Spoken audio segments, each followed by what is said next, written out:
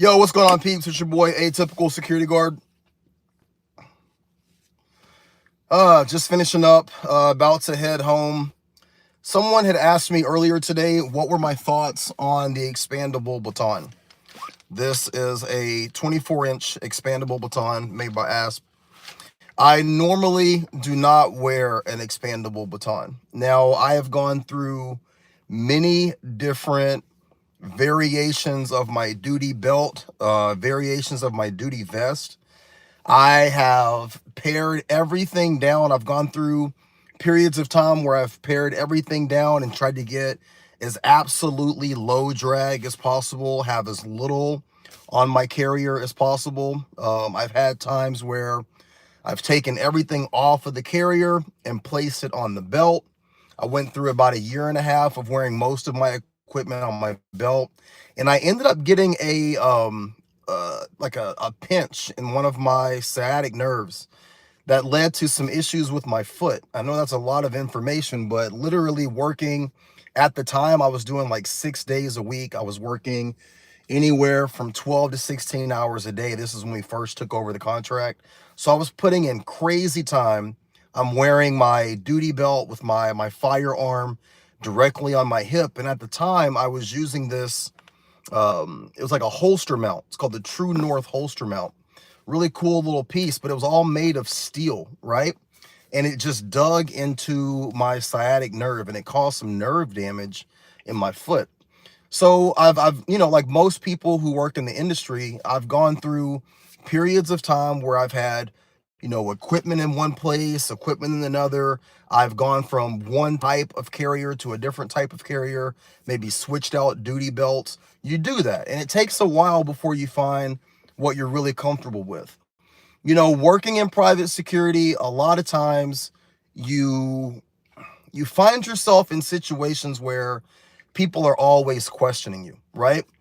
If you're wearing an outer carrier like this, if you have equipment on your carrier, you get looks from people, you get questions from people, depending on the locations where you work at. There might be issues from the contract holder with what you're carrying. It's almost like if you're working in the private security sector, everything that you have at your disposal, everything that you have on your uniform, it comes under scrutiny. Now, we've earned that because a lot of people that work in the private security industry, they're not certified in the equipment that they're carrying.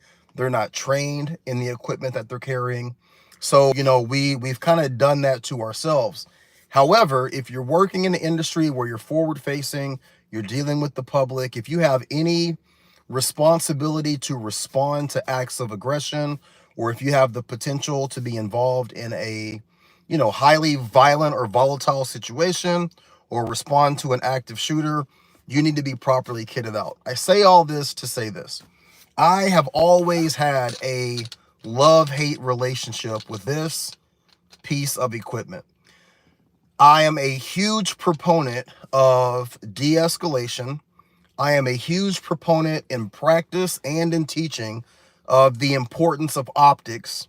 I think that for private security, one of the biggest issues that we run into is optics, right? What private security guards are wearing, what they're carrying, what they're using, how they're employing it. And this is one of those items where it is so useful, it's so beneficial, it's such a good tool to have for so many different reasons. However, optically, there's just no way around this. There's no way to argue that if you have to utilize a expandable baton and the average person from the outside looking in sees you utilizing it, it brings up a lot of negative imagery, right? The potential for damage that can be done with this is definitely there.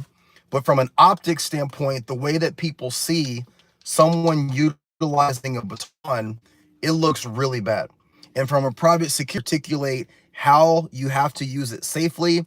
If you were to strike certain areas, how do you articulate why that happened or the reasoning as to why that happened? There's so much that goes into it. However, as much as I recognize that, as much as I have tried to off and on take this off of my uniform and not wear it. As much as I've made videos about the drawbacks of having this, this is one of those things where if you're working in a security setting and you have access to it, I'm really changing my tune and saying that this is something that you need to have. We had a situation, and I'm going to tell you why. I don't think that we do a good enough job in private security as guards explaining to people why we have the equipment that we have. Sometimes people will say, why do you need all that gear? You know, you've got pepper spray, you've got a taser, you've got a firearm, you have multiple magazines. And if you don't think about the situations that you can find yourself in, or if you're lucky enough to have never found yourself in certain situations, it's really hard to answer that. I think the de facto answer is that, well, if I didn't need it, I wouldn't have it. And that's a very like base level answer. The better answer is that short of having all of the tools that I need, I have to rely on the only things that I have. I think that it's a very dangerous place on both sides of the equation. Stay with me here. I think it's a very dangerous place for a security guard to have access to everything and not have the proper training. That should go without saying. But if you only give a security guard a firearm, how does he handle situations that don't necessarily call for lethal force? If you only give a security guard pepper spray and a firearm, now you're giving him something to utilize at the low end, and you're giving him something to utilize at the high end. But what happens when that low end option doesn't work? There's a reason why there's a level of escalation of force, right? All the way from just your uniform presence to your verbal interaction to proximity, hand gestures, raising of your voice and your tone, to going to a potentially hands-on situation, your pepper spray, to your taser, potentially to your baton, all the way up to your firearm. Short of having all of those options, you're taking options off the table to deal with situations. We had a guy that came in last week. I think I made a video about this. I'm not joking when I say this. This guy was 6'4", easily 280, 285 pounds. Native guy. He comes into the store, he's drunk, he's aggressive, and he wants to fight.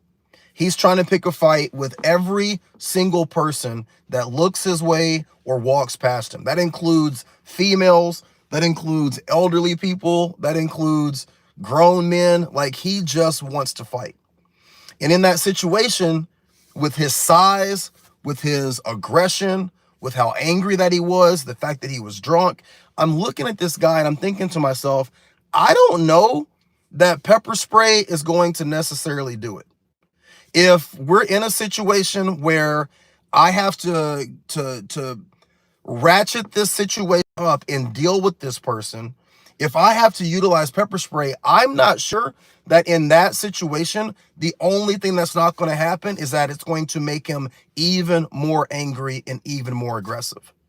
Now, I'm not afraid to deal with the person in any capacity. I'm not afraid to go hands-on. I'm not afraid to do whatever has to be done to either de-escalate the situation or end the situation. But short of having the tools to do that, some situations you're not going to be able to handle in a hands-on situation. Guys, I'm 6'2", 275 pounds. I'm a big boy, but this was a bigger boy. This was a bigger boy who was way more motivated. And I thought to myself, this would have been a great opportunity and a great situation to have had access to this baton. But at the time, I wasn't carrying it. And I wasn't carrying it because I had really allowed myself to talk myself into this stance that this wasn't needed. I am the biggest proponent. I am probably the largest security guard content creator that comes out and talks about everything from DEI to empathy. Like, I'm that guy. I'm that 21st century guy.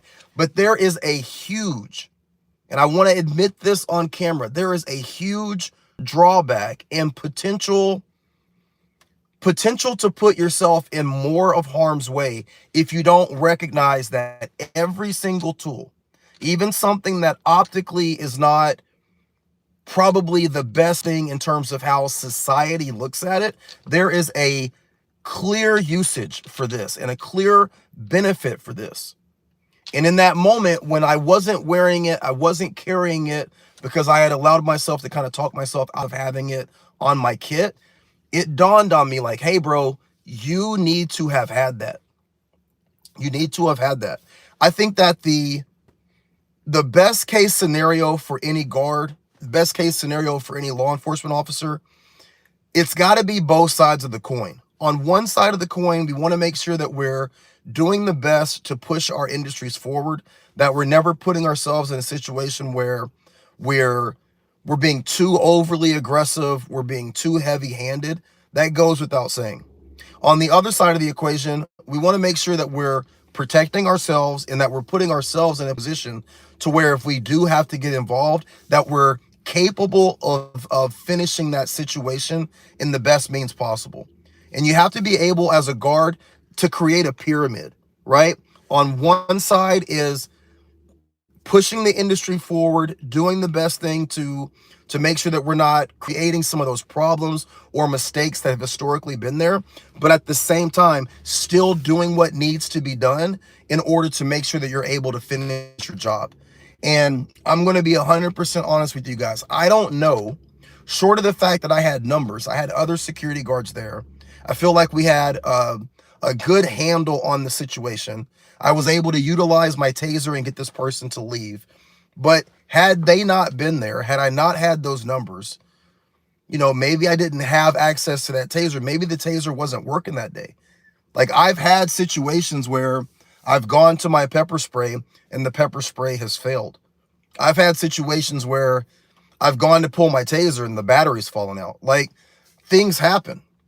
The biggest thing that I would say in terms of explaining why we have the amount of tools at our disposal, the amount of equipment that we have, is because it's redundancy. Things happen. And guys, I guarantee you, your red dot will not go out on your pistol until the day you need it. Your pepper spray will go off in your car when you sit on it. And when you go to pull it, when someone is coming at you or being aggressive, that moment that you need it, that's when fucking top won't open or you can't get the plunger to depress. You'll be able to check your taser every single day and make sure that it's working. When I get to work in the morning, one of the first things that I do is undo my taser from my holster, turn it on, make sure the light works, make sure the laser works, check my battery. Okay, I'm at 85, 90%, everything's good. The second that you need it is the day that it won't turn on.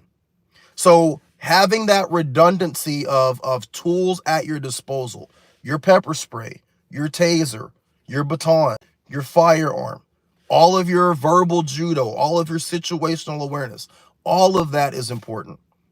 And understanding how all of it plays into making you a complete officer who, under any circumstances, we can't just be successful in getting the 6'4", 285-pound native guy out when we have 3 guards. We can't just be successful when there's 3 of us. We can't just be successful when everything is working.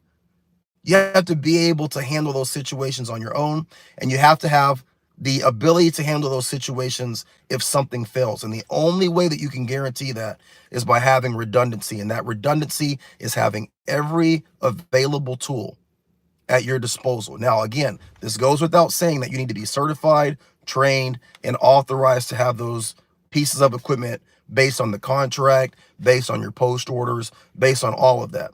But if all of that is green, if all of that is a go, in my opinion, moving forward, I'm not leaving anything off the table that I can have at my disposal to make sure that I'm successful, right? And that's also understanding the importance of optics. So I am saying publicly that I have always been against The expandable baton.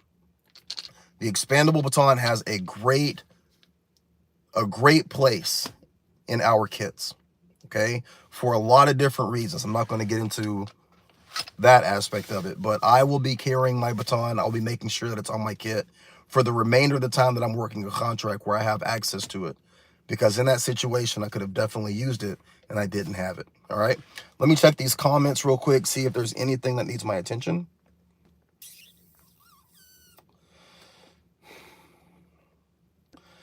Colin Emery says, thank you for being an influence that you are to me. I watched your videos and I got my Class D license.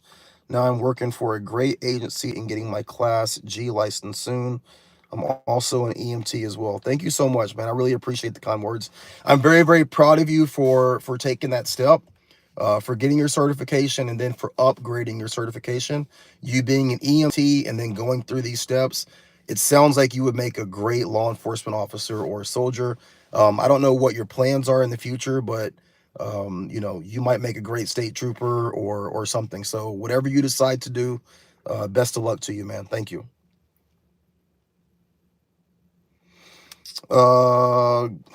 Who's this? Gray Man 1 says, yeah, if one is qualified to use it and has the good judgment to know when to use it. I've only used mine once. It's just another tool and the right tool for the right job.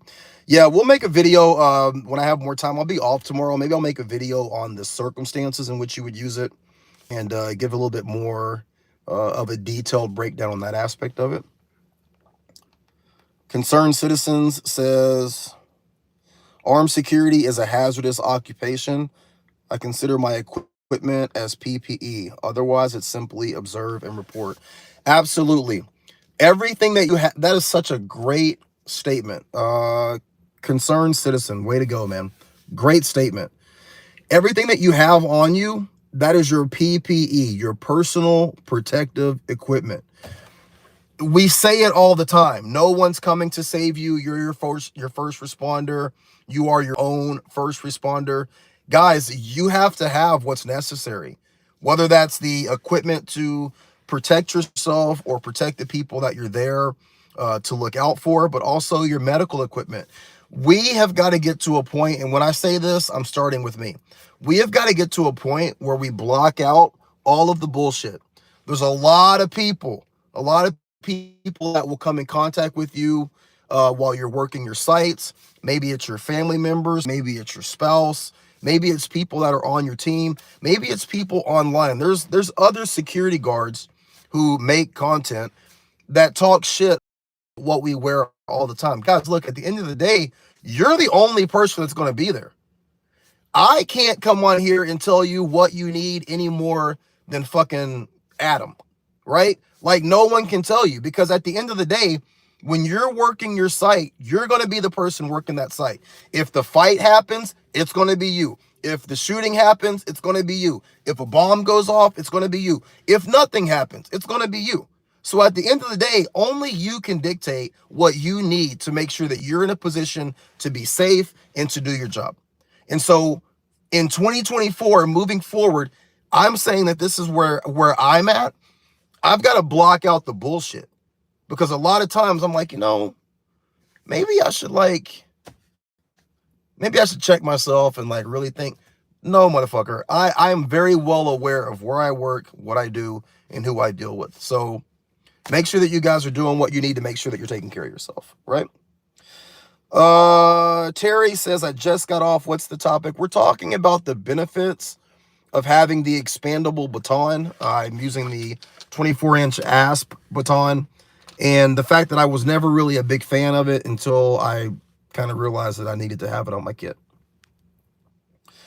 Jay says the expandable baton is a liability, in my opinion. It is a great liability if you're not squared away enough to understand when you can utilize it, when you can't, and to also understand the optics that come along with this.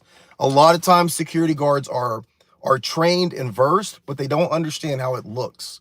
So there's a lot that goes into that. I don't have time to get into that tonight. That'll be on a later video, but I do agree with you. Okay, I do agree with you. Mikkel Lee says facts. I agree. Our brother Cody says, hey, love the videos, been watching for a year. I remember you saying you did work as a constable in PA. Can you say what it was like, what you did, and how exactly you were paid as a constable?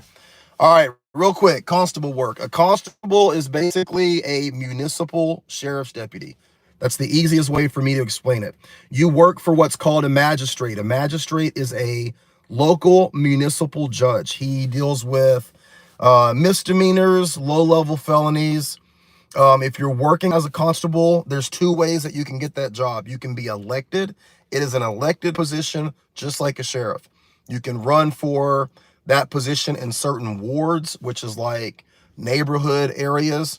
Once you become a constable via election or being appointed, if you know a judge, if you have inroads with a judge can actually appoint you. I was an appointed constable. You can also work for a standing constable as a deputy constable.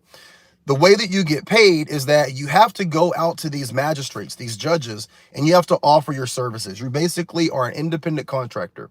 You go to the magistrate judge and you might say, Judge, my name is Constable so-and-so. I'd like to work for you.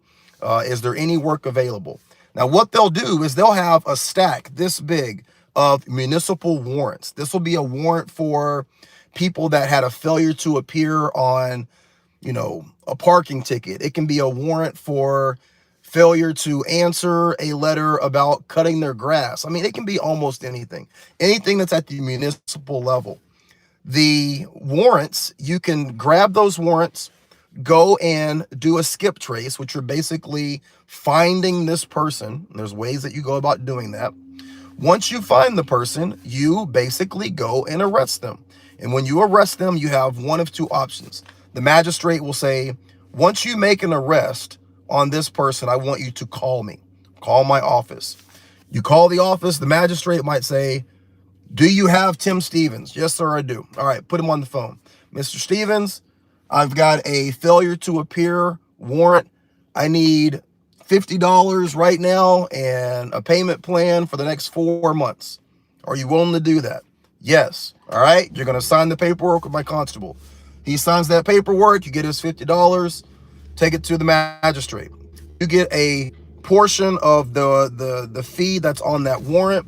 There's a certain calculation in terms of your travel, your distance, the time that it took for you to skip trace this person. All of that gets factored in. You find this person and the magistrate might say, I want him arrested, bring him to me right now. Take him to court, go through the proceedings, and the magistrate might say, take him to the county jail.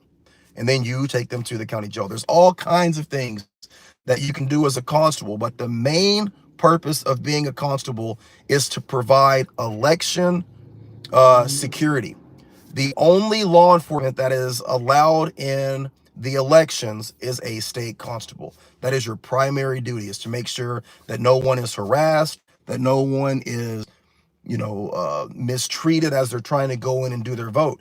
And at the time when I was doing this in 2013, 2014, it was kind of ramping up. But wow, imagine how important that job is now. The position of constable is a throwback to the old English ways in the beginning of our country, all the way back to England. But imagine how important that job is now with everything that's going on in the election, everything that's going on in terms of political unrest. I need to do an entire video on the importance of being a constable. It's a fucking amazing opportunity. So let me see. Man, you get me started talking about certain things and I go crazy. Okay, we're talking about the baton there. So it's almost like an upgraded bounty hunter, kind of. I mean, you're not going like super far. You're basically working in a certain geographical area. There's a lot to it. I'll make a bigger video on it. All right. Oh, Shamokin, I know, dude. Bro, you're in my area, man. Brother Cody. All right, there's a Constable John Jones, great friend of mine. Link up with him. He's got some amazing opportunities. Okay, Shamokin area, I know it will. All right, Anyone use an airweight aspartame? I feel like it doesn't have enough force, but I also probably just suck. Yeah, we'll make a video on that. Okay, I'm gonna go ahead and get out of here and get some dinner. I'm off tomorrow and got some other stuff I got to do. I got some big things coming for you guys. I'm really excited. All right, y'all have a great night. Be great.